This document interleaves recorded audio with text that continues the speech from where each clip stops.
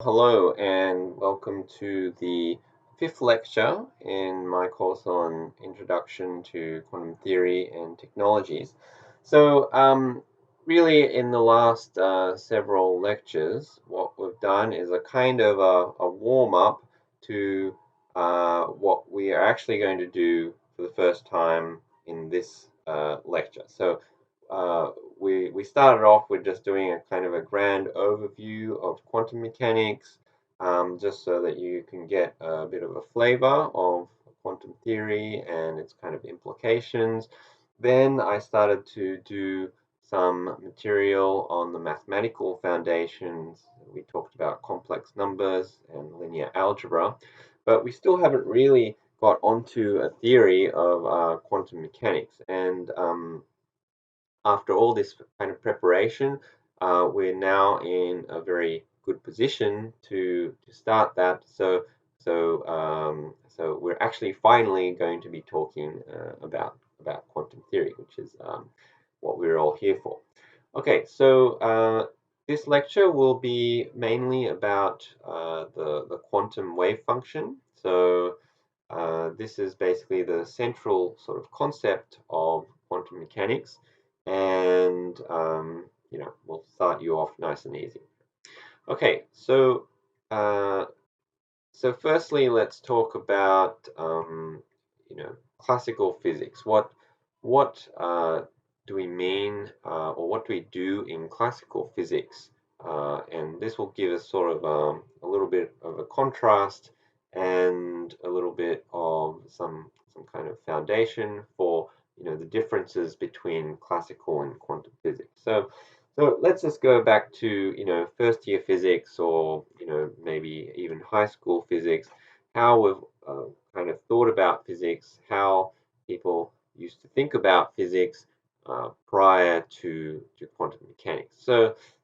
Let's just take a very typical example of projectile motion. So here we've got a guy kicking a football into the air, and classic physics problem is something like, all right, so he kicks the ball with some kind of initial velocity, and with some angle going up here, and we've got the force of gravity going down, and we know the initial position of the ball. Now figure out where the ball will be in 3 seconds time, or figure out where the ball is going to land all the way over here, or figure out how high this ball is going to go, or even figure out the whole equation of this projectile, things like that. So that's a classic problem in physics. That's what we all kind of learn, and how things sort of we used to dealing with physics in this way, and kind of to just show the general philosophy of the approach. So firstly, the the kind of insights that, well, of course, people like Newton had all those years ago, is that even though this kind of ball is made of, huge number of atoms, and it's really kind of a pretty complicated thing, we can actually boil everything down into something extremely simple. We can actually just essentially boil everything down into some small set of numbers which just characterize basically the object, right? So essentially what you do is you say, okay, what's my initial position? What's my initial velocity? And then Newton's laws, whatever, you got your equations, and then, you just stick that in, and then Newton laws tells you, oh yeah, so I can tell you what the position and the velocity will be sometime later, and, the problem is solved.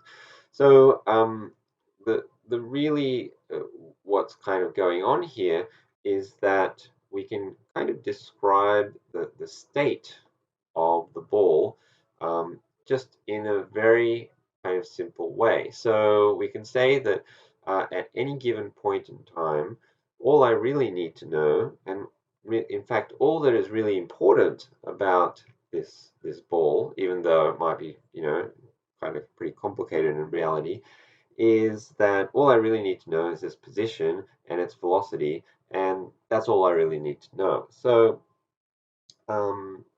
essentially, the idea of kind of a lot of these problems is that you can write the state of the ball just in terms of in this example, just like four numbers. So because this is like a kind of a two-dimensional example, there's only height and how far you've gone across, right? So four numbers just describes everything that you need to know about the ball. So the position, so that's x and y, so that's how high and where we are, and also how fast it is in these two directions. And that's basically a complete description of the state of the ball in terms of what we want to know. So that's what we did in classical physics. Now, in quantum physics, we actually treat the state in a different way. So, in quantum mechanics, instead of describing the state of an object by just a set of numbers, these are basically scalars. So, essentially, a single number kind of describes the state of an object. Instead of that, we actually always describe the state of an object by a vector. Okay, so here's an example. So we're gonna often write that the state of something some object is written by a vector, and because we decided that we're going to write vectors using this kind of notation with the this straight line with the angle brackets. So our state is going to be described by this state psi, and as we learnt in the linear algebra part, we can always write that in terms of some kind of set of axes, and these axes, so like these 0, 1, 2, up to n, all have some coefficients, and these coefficients are going to be some numbers, and that basically specifies what our vector is. So basically, a state is always some kind of vector that is in this space, and the coefficients basically determine what kind of vector we're talking about. So more generally, we can use the notation like this, which is, or actually, sorry, not more general, it's just more compact. We can use a summation symbol, and basically it just sums over the coefficients and then the vectors. So that's our step. So in quantum mechanics, actually, these coefficients are actually complex numbers. And what it turns out is that these basis states are actually distinct states of the physical system. And this is where it might appear a bit confusing, because we're used to sort of vectors having some kind of sense of reality, right? So it's like this vector, for example, if it's the velocity vector, or like the spatial vector, or even a electric field or something, usually these are like actual physical directions in space, or something that you can at least sort of visualize a bit. But we're going to go sort of very abstract here. So instead of that, these vectors or these axes are not real kind of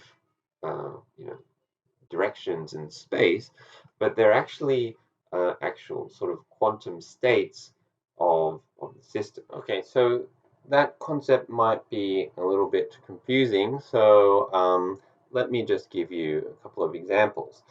So the first example is the states of an atom. So in this case, imagine you have some kind of atom here, and as we maybe discussed in the first couple of lectures, atoms have certain sort of energy levels. So they can be in certain sort of states. So there can be some high energy states, low energy states, and so forth. They emit some, frequencies of light. And so each of those levels would be a kind of a quantum state, right? So, for example, the atom, the electron in the lowest energy state would be equal to, I could call that 0, for example. I could call it anything that I really want, but I generally call the things, like 0, 1, 2, because that's the simplest possible way to label the states. The second lowest state, or the first excited state, I call this 1, and the second excited state, I call this 2, and so forth. Okay, so those are just examples of these kind of particular quantum states that I'm going to label here. So that's what I basically mean by these things. And so you have to, obviously, there's almost no real limit on how many states I can have, right? So this is certainly not going to just be something like a three-dimensional or even two-dimensional case in general. There could be, some huge number or even infinite number of dimensions. So it's certainly not something that you can just sort of say that it's the same thing as like real space, right? These are kind of degrees of freedom of some object, and it's in some kind of abstract space. It's called the Hilbert space, technically. Um, that the object can be in, right? So this would be like if the vector was pointing this way, it would mean, oh, it's in this state where the atom is in the lower energy level. If it was pointing here, it would be the state where it's the first excited state.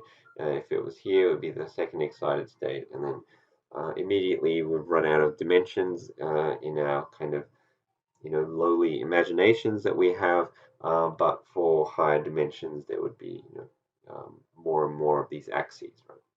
So, of course, so these are totally valid quantum states, but the point is that actually, in addition to the atom being in possibly 0 or 1, it could actually be in the state 0 and 1 both at the same time. And this is if you say that the state of the system is written something like this, so A0, A1, these are just some complex numbers, it would you would have the interpretation that it's kind of partly in 0 and it's partly in 1. It's not really just in 0 or 1. It's kind of in both the states. And in quantum mechanics, that is a completely valid state that you can have. So you can have an atom where it's partly in 0 and partly in 1. That doesn't mean that it's kind of, you have 10 atoms and 3 of them are in 0 and 5 of them, 7 of them are in 1. It means that that one and only one atom is both in the state 0 and 1 at the same time. So, okay, so um, that's the quantum mechanical kind of statement, right?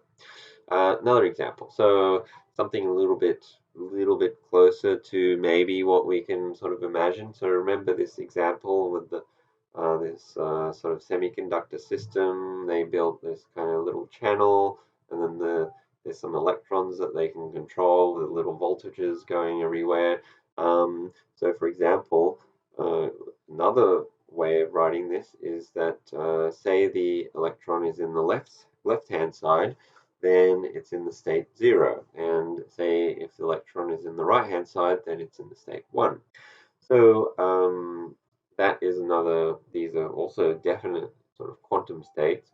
And you can have a situation where if the electron is a kind of a wave, then it can sort of go left and right at the same time. In this case, the quantum state that you would write of the electron is in this kind of form where there is some kind of superposition. That basically means that it's some vector that's sort of halfway in between the 0 and the 1 with some coefficients. So it's sort of partly in the left and the right channels at the same time. Yet another example. So let's keep on getting bigger. So Schrodinger's cat. So in Schrodinger's cat, we have the cat which is alive and dead at the same time. And we can say that the state 0 is the state where the cat is dead, and the state 1 is the state where the cat is alive. And so you can also, if we wanted to write this Schrodinger's cat example, then we can say that the cat is alive and dead at the same time if we write a vector which is like this kind of superposition where we've got coefficients of 0 and 1. Even more examples. So let's go even to that initial example that we were talking about with the projectile motion, right? So in this case, the guy is kicking the ball. It's flying in the air and it's coming back down. Now, quantum mechanically, we can absolutely say that the state of the ball when it's at the top of the trajectory. So it's just I just chose that randomly. I could have chosen any other point on the trajectory here. Where it's at the top of the trajectory, let's call that state 0, and let's say when the ball is down here at the bottom here, the state is 1. Okay, so the ball has just hit the ground, that's some state, right? Now, classically, of course, it is going through all these different states. So actually, there's many more states, not just 0 and 1. I just labeled 2 of them. There's sort of, an infinity of states here. Those are just 2 out of some infinity of states. And those 2 states, well, it's kind of only in one of those states at a time. But quantum mechanically, it's allowable to have the ball in the top of this trajectory and at the bottom at the same time. So, quantum mechanics, that's the rules of quantum mechanics. It allows such things. So what we really have is actually a kind of an extension of classical physics. So really, quantum physics is it's like classical physics, but it's allowing for more possibilities to be present. So the main difference is that between quantum physics and classical physics is that you can have superpositions, which are basically like that vector where you got 0 plus 1 with some coefficients. Superpositions are allowed in quantum physics, but in classical physics, superpositions are not allowed. So, for example, in the ball example, as I was saying, you can only have this situation where the state is, say, at the top of the trajectory, the state 0, or this one. So in terms of the coefficients, you can only have it so that, say, alpha 0 is 1, and A1 is 0, A0 is 1, right? You can only have that case. Or you could have A0 is 0, and A1 is 1, but you can't have this other situation where you've got all these other numbers coming into the state. This is just not a possibility in classical physics, but in quantum physics, it is a possibility. It is allowable, and for microscopic things, it does actually happen. For large scale things, actually kind of tends not to happen, right? But the point is that quantum physics is a kind of an extension of a classical physics. It allows for more possible states. Right? So there's another rule that we need to talk about uh, in terms of this vector.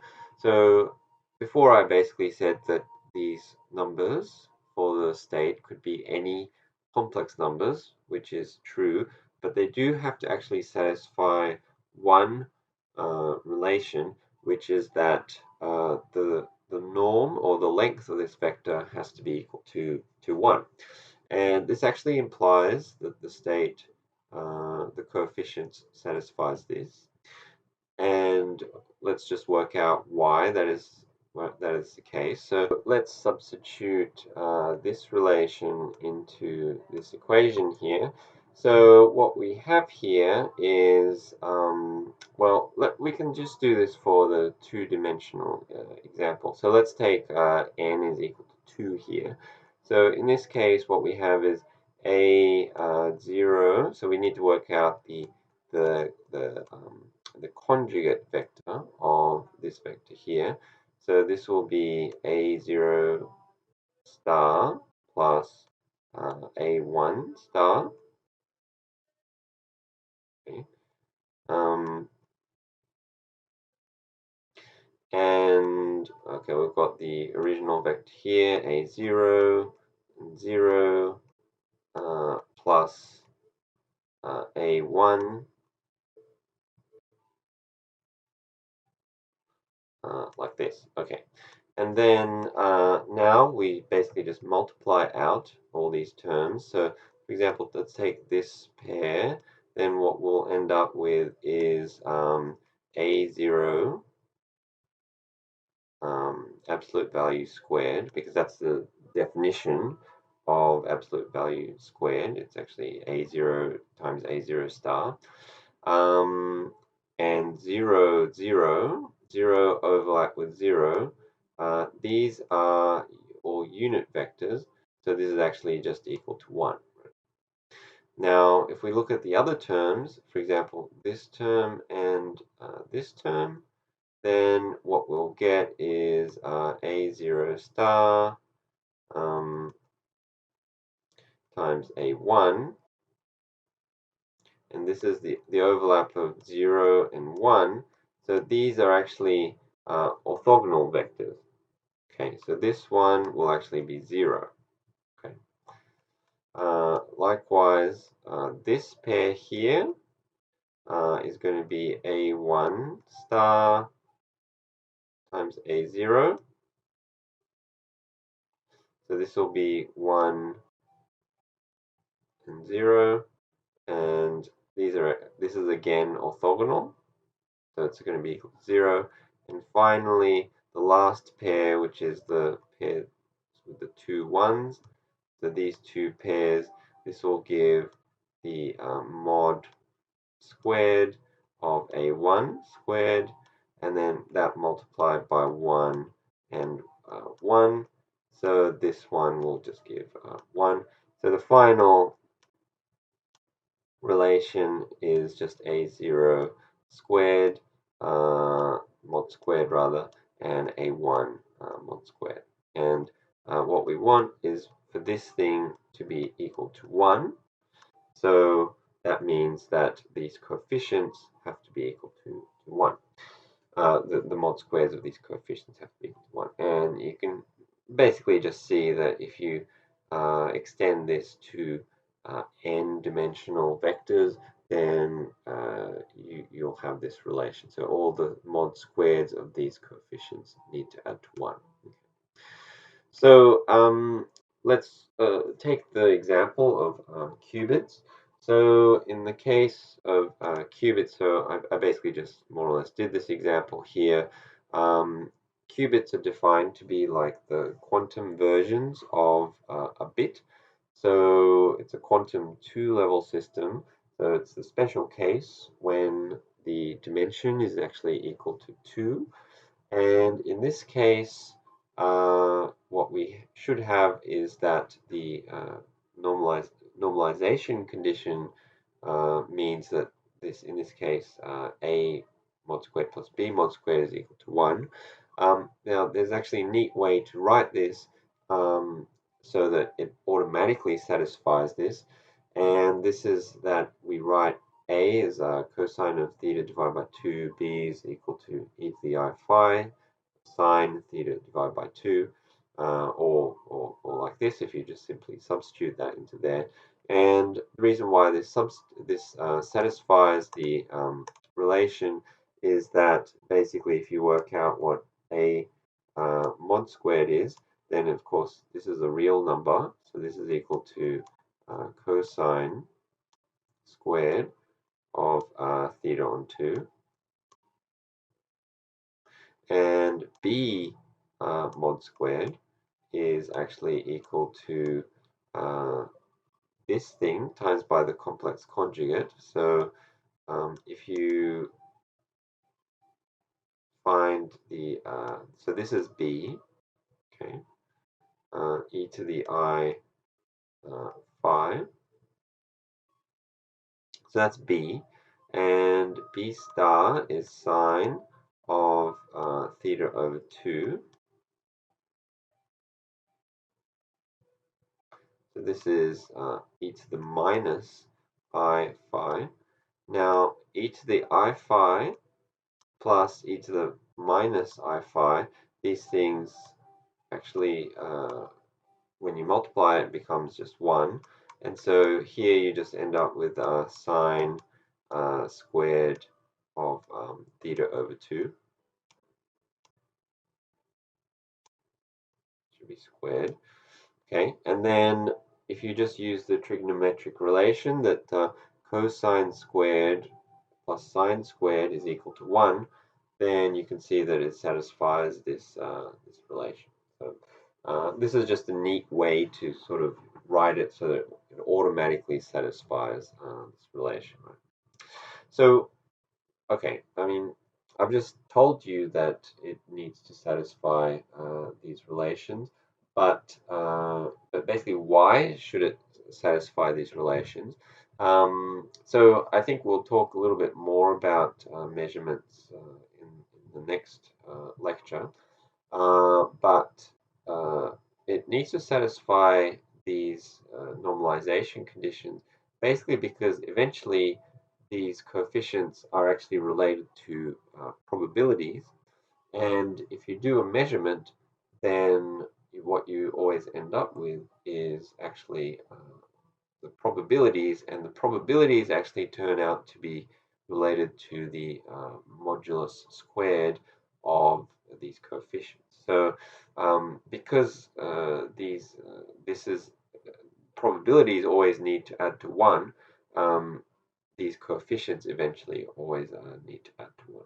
So we'll talk about this more in the next lecture, where I'll go into what happens in a quantum measurement in a little bit more detail.